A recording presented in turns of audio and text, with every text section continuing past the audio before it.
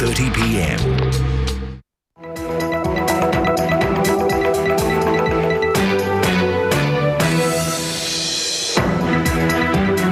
Good evening, I'm Rotelli Edwards. On News 5 tonight, Singapore is the top investor in Vietnam's largest city. It has a growing middle class and a high urbanization rate. $1 million funding for all secondary schools to encourage students to make a change in the community. You need to find the leaders who will translate them into actions. North Korea goes all out on Army Day as Beijing urges Pyongyang not to conduct another nuclear test. Plus, Malaysia's mega Legoland will be up and running mid-September. Singapore has emerged as top investor in Ho Chi Minh City for 2011. The Republic's cumulative registered investments in the city are estimated at $6.6 billion at the end of last month. Dylan Low is covering President Tony Tan Keng Yam's visit to Vietnam reports. A new condominium will be built here, half an hour's drive from Ho Chi Minh City centre. It's the result of a joint venture between Singapore's Keppel Land and Vietnamese firm Tan Truong. President Tony Tan Keng Yam, on his first visit to Vietnam as head of state, had a glimpse of what the finished product will look like. Keppel Land has 18 projects in Vietnam, 7 of which have been completed. 14 of the 18 developments are sited in the country's economic hub. The fundamentals for Vietnam has not changed. It is a young and dynamic population. It has a growing middle class and a high urbanization rate. And we believe that there will be home aspirations by this growing middle class. Dr. Tan had lunch with Singaporean and Vietnamese businessmen. Apart from the strong bilateral economic cooperation, our two countries also share strong people-to-people links. There are about 3,000 Singaporeans living and working in Ho Chi Minh City today. I was told that many of the Vietnamese students who study in Singapore are from Ho Chi Minh City. Today, French fashion labels and high-end designer boutiques line the streets of Ho Chi Minh City. Indeed, this place is to Vietnam what Shanghai is to China. With plenty of growth opportunities yet to be exploited, investors from Singapore and the region will likely continue studying how to gain real estate here so as to get a slice of the investment pie. Dylan Low, Channel News Asia in Ho Chi Minh City, Vietnam. The National Youth Council will be pumping in $1 million over the next 3 years to its Campus Changemakers program. The program aims to promote proactive ownership of community involvement through student-initiated projects. And it will now be open to all secondary schools after being piloted at some 30 schools. The increased funding was announced after the first ever National School Student Leaders Conference this morning. Armed with coloured markers, post-its and sheets of white cardboard paper, these students spent the morning brainstorming project initiatives they felt would best help the community. They not only had to sell their ideas to each other, but also to 2 ministers. Which is a carnival cum concert cum fundraiser. We can have like donation of blood, clothes, books. It can involve the whole school or all schools in Singapore. With presentations ranging from helping orphans to raising awareness about the environment, the conference aims to connect more student leaders from different schools. The conference follows the announcement made by the Education Minister on reframing the Community Involvement Programme to Values in Action. This was to give greater focus to students on acquiring values. We must not let structure get in the way of what the real purpose is. And I think the real purpose is helping young people develop a set of values which will be important to them, will be important to our society. And just thinking up good ideas won't be sufficient. Every generation, you need to find the leaders who will translate those ideas, own those ideas, and then see them and get them off the ground and translate them into actions. Some student leaders also had suggestions of how to encourage their peers to go beyond seeing these projects as merely school work. Implement it and show them that the extent of our actions and what actually these activities have done to the society, and that will actually arouse their interest in that particular topic. The National Youth Council will fund up to $1,500 for each selected student-initiated project. North Korea celebrates its army's 80th anniversary today, and to mark the occasion, its top military chief announced that the country is well armed enough to defeat the United States. But amid heightened tensions on the Korean peninsula, Beijing is urging Pyongyang not to carry out what is widely seen as an imminent nuclear test.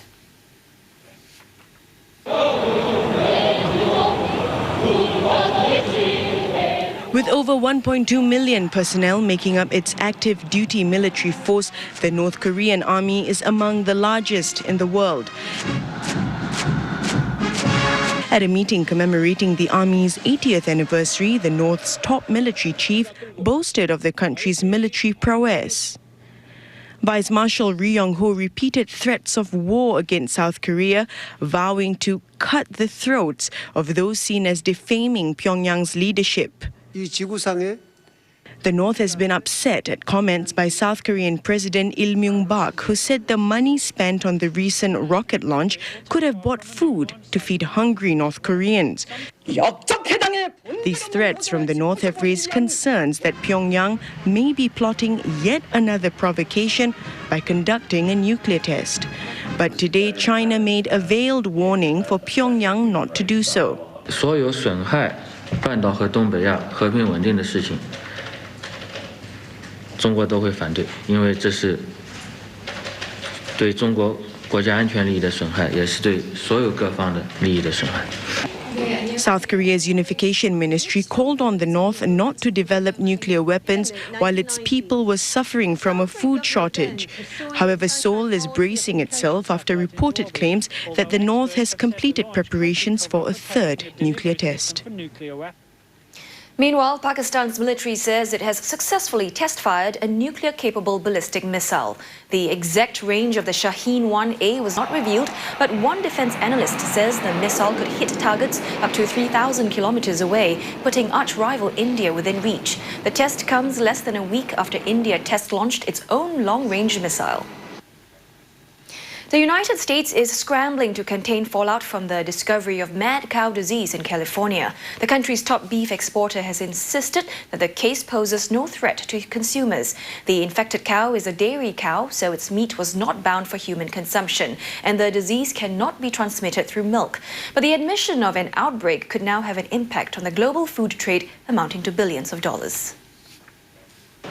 Two major South Korean retailers have already halted sales of U.S. beef due to customer concerns. The country's agriculture ministry says it will continue to allow U.S. beef imports, but with strengthened quarantine inspections until U.S. authorities provide details of the outbreak. 당연히 미국 고기가 안 들어오고 수입 고기가 안 들어오게 되면은 우리 국내산 한우 고기는 당연히 가격도 올라가. 그럼 저희들이 영업하는 입장에서 가격도 올라가면 또 가격대를 올리게 되잖아요. 그러면은 저희들이 장사하는데 부담스럽죠. 거기 뭐 당분간 조금 더 했다 또 먹어야지. 없는 사람은 또 그거밖에 먹을 수밖에 없잖아요. 싼 거 아무래도. 한우는 우리나라 건 너무 비싸고. 그러니까 우리 없는 사람은 그걸 먹어야지 뭐 어떻게. Taiwan's Food and Drug Administration also says the latest case has no impact on its imports of U.S. beef. The regulatory body has existing checks on imports that are already in place, but consumers are still concerned. 它如果标示清楚是可以买跟不买，可是问题是我们的食品检验局还有一些进口报关的时候，其实它真的是说它没有就没有吗？就像之前明明是美牛，他会说它是澳洲的，那你怎么知道？ The first reported mad cow disease case in 6 years is not expected to affect negotiations about Japan's possible membership in a U.S.-led Pacific Trade Pact. U.S. authorities have filed the first criminal charges linked to the Deepwater Horizon oil spill. A former engineer for BP has been arrested on charges of destroying evidence tied to the country's largest ever environmental disaster. Kurt Mix is accused of deleting hundreds of text messages. The messages, some of which were recovered by investigators, showed that BP knew that the leak was more than 3 times larger than its official estimates. Prosecutors also say that Mr. Mix deleted messages showing that its top kill effort to plug the well at the end of May 2010 was failing. Mr. Mix resigned from BP earlier this year. The Deepwater Horizon rig, which had been leased by BP, exploded on 20th of April 2010. The disaster killed 11 men and sent millions of barrels of oil leaking into the Gulf of Mexico. Still to come on 5, how to become a tip-top intellectual property hub. The government wants the public to pitch in to let creativity grow. and a little boy with a painful problem right in his very nose.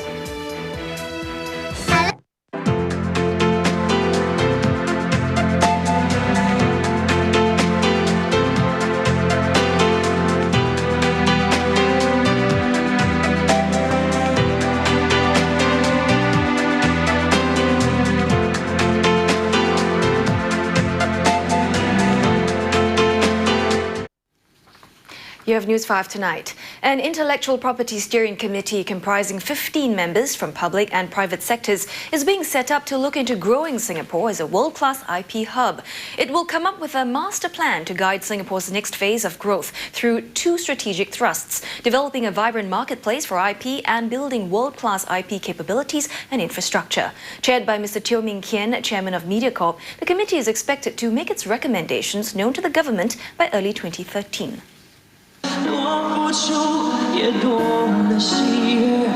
With originality as the theme, it's only befitting that local songbirds belt out their own compositions at the finale concert on World IP Day.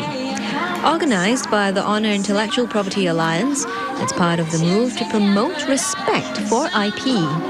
With IP's share of gross domestic product projected to increase to 3.5% by 2015, Senior Parliamentary Secretary for Education and Law, Sim N, urged the public to pitch in to let creativity and innovation grow. The creative industry's value add to our economy in 2010 was 11.8 billion Singapore dollars, a fourfold increase from a decade ago. The interactive digital media industry in particular has not only seen rapid expansion, but has also attracted leading players such as Lucasfilm, Double Negative, Electronic Arts, and Ubisoft to set up development studios in Singapore to harness our creative expertise. It could be an uphill task for the Alliance. On average, there are more than 300,000 cases of illegal downloading in Singapore every month. Still, the World Economic Forum's Global Competitiveness Report in 2011 ranked Singapore second in the world and top in Asia in terms of IP protection. You might soon be able to pay for your home delivery services using your iPhone. The Network for Electronic Transfers, or NETS, is introducing secure PIN debit payments on the go using an iPhone. It's piloting the ISMP mobile terminal by Ingenico, a worldwide provider of payment services. The terminal instantly turns the iPhone into a PIN-secure payment solution akin to a mobile electronic funds transfer at point-of-sale terminal. For a start, the ISMP terminal will accept payments via the NETS card. NETS says it will be useful for merchants who need to collect payments outside of the physical retail outlet, such as food, laundry, home delivery services, as well as courier services. Instead of carrying a bulky payment device or cash, a merchant only has to attach the NETS ISMP terminal to an iPhone to collect payment from customers. After the 3-month trial, NETS will look at rolling out the terminal for use by merchants at the end of the year. Asia's first Legoland theme park will open in Malaysia in September, several months ahead of schedule. The company said Legoland Malaysia will open its doors on 15th of September this year. The theme park will be able to accommodate up to 15,000 visitors. Situated in Iskandar, Malaysia in Johor, Legoland is dedicated to the popular toy bricks Lego. It will feature more than 40 interactive rides, shows and attractions. The 76-acre theme park will cost 720 million ringgit, or about 290 million Sing dollars. From next month, workers will be installing 50 million pieces of Lego toy bricks and models around the park. Legoland will also be building a hotel and a water theme park. We are working on the design right now. There should be a water park, the same as the theme park, specially designed for families with children 2 to 12. Will be the biggest Legoland water park probably in our group. Now, a skull bone believed to be from the original remains of Buddha has arrived in Hong Kong to much fanfare. It's the first time the sacred Buddhist relic has been taken outside of mainland China. And this is believed to be the world's only remaining parietal bone of Buddha. It was flown in by a chartered plane and greeted by government officials and monks at the Hong Kong International Airport. The relic was reportedly buried for thousands of years and first unveiled in Nanjing 2 years ago. According to Buddhist belief, Buddha's skull bone grew naturally upward, resembling a hair bun at the top of his head. The relic is said to be yellowish-white in color, around 10 centimeters in diameter, and curved at the top. Some 300,000 devotees are expected to flock to see the relic over the next 6 days. It heads to Macau next. Japanese astronomers believe they have found the most distant galaxy cluster known to date. Using a powerful telescope based in Hawaii, the team spotted a cluster of galaxies that's more than 12.7 billion light-years away from Earth. This is 70 million light-years further than a group previously known. The cluster is likely to have formed about a billion years after the Big Bang. The discovery indicates that galaxy clusters existed soon after the birth of the universe. The researchers say this could provide clues about the evolution of galaxies. Google has launched a long-anticipated cloud storage service, and it allows stored data such as photos, videos, and other internet files to be reached from various web-connected devices. The new service, called Google Drive, is seen as an attempt to counter the web-based file hosting service Dropbox. Drive will allow people to edit some of their files directly in their web browser. It's also giving away 5 gigabytes of free storage, and for a charge, you can get up to 16 terabytes of storage space. The new Google software can be installed to a Mac or PC or as an app to an Android phone or tablet. A version for Apple mobile gadgets will be released soon. Brazilian police are investigating the death of an actor who hanged himself during a suicide scene in a play. 27-year-old Tiago Klimek was playing Judas in an Easter play and pretended to hang himself. But after 4 minutes, the public noticed he was, in fact, being strangled by a safety vest that's attached to a rope. Klimek fell into a coma and was declared brain dead 2 weeks later. His fellow actors say it was the 3rd time they were performing that scene, and the safety gear had been tested several times. Over in China, a 7-year-old boy had his parents worried when he couldn't breathe and started turning blue. They rushed him to hospital, where a doctor confirmed that he had objects stuck in his nose. The doctor calmed the screaming child and gave him an anesthetic shot before using forceps to dislodge the items. It turned out there were 2 magnets in his nostrils, which took the doctor about an hour to remove. Business news still to come on 5+. This plucky man is taking the plunge to swim around the world. His incredible story is up next.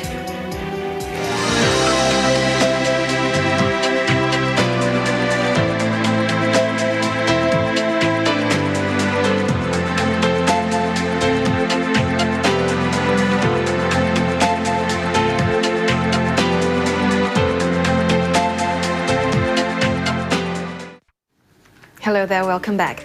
In business news, shareholders of DBS have voiced concerns over the bank's proposed acquisition of Indonesia's bank, Danamon. Their concerns include pricing of the Danamon deal and potential risks of operating in Indonesia. But CEO Piyush Gupta says the bank needs to have a strong presence in China, India and Indonesia if it wants to be a pan-Asian bank. Homegrown digital firm Epicenter has set its sights on going global. The Apple products retailer says it's working with IE Singapore to become a globally competitive company. According to Epicenter, the program will help build its capability, access markets and gain financial assistance. And here are the market numbers.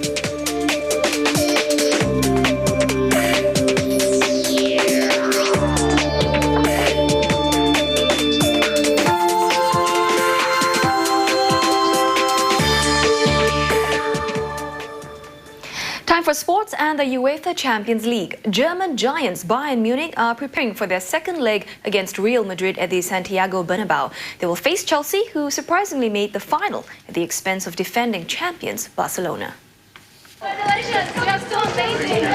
Plaudits after Chelsea pulled off the implausible against Barcelona. The Blues may have ridden their luck in their first leg 1-0 win at Stamford Bridge. But the London side fought against the odds at the Camp Nou to make their second ever Champions League final. Barca had appeared to be cruising to the final in the first half. Sergio Busquets and Andreas Iniesta put the Catalan side 2-0 ahead, while captain John Terry was sent off for a flagrant foul. But a superb chip from Ramirez just before the half turned the tie, putting the Blues ahead on away goals. Barca looked shaken in the second half, especially when Lionel Messi pulled off a shocking penalty miss. Chelsea substitute Fernando Torres then capped off the tie with a goal in the dying seconds to make it 2-2 on the night and 3-2 on aggregate. We haven't lost over 2 legs against Barca. I think that we deserve to be in the final. Despite almost 80% of possession, Barca missed one important ingredient. Sento que hem fallat, perquè hem fet tot per fer-ho, però hem fallat. No l'hem ficat a dintre, que aquest joc al final tot depèn d'això. Chelsea face either Real Madrid or Bayern Munich in the final. They play their semi-final in Madrid tonight. Real trail 1-2 from the first leg, but coach Jose Mourinho believes desire will drive his team to the final. Queremos estar en la final. Pensamos que merecemos estar, pero hay que estar.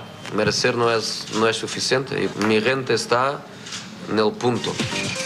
Bayern will want to be there too, especially with the final being played in their home ground. And they are predicting a goal fest tonight. Now, this quadruple amputee says he plans to realize his dream of swimming round the world by crossing the narrow straits between each continent. Philippe Crozon and his swimming partner will first cross from Papua New Guinea to Indonesia. They will also cross the Red Sea, the Strait of Gibraltar and the Bering Strait, a total of 85 kilometers. To Germany next for a hair-raising event, the annual Beard and Moustache Championships.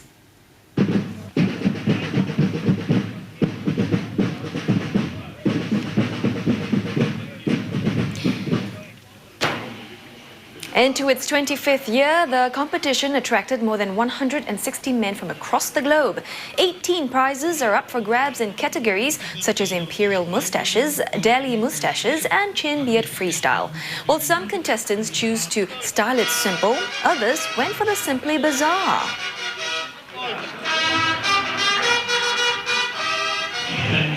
And this man was a cut above the rest in a full beard freestyle category. He says it's his reward for 4 months of dedicated beard growing. There was no love or hair lost for those who went home empty-handed. They just took the whole experience on the chin. And I'm here with 20 of my friends from Texas, and we're having a blast. So if I win a prize, cool. If I don't, then I have one less thing to carry on the plane back home. I wonder how much hairspray they use on their chins. And this does it for News 5 tonight. Good night.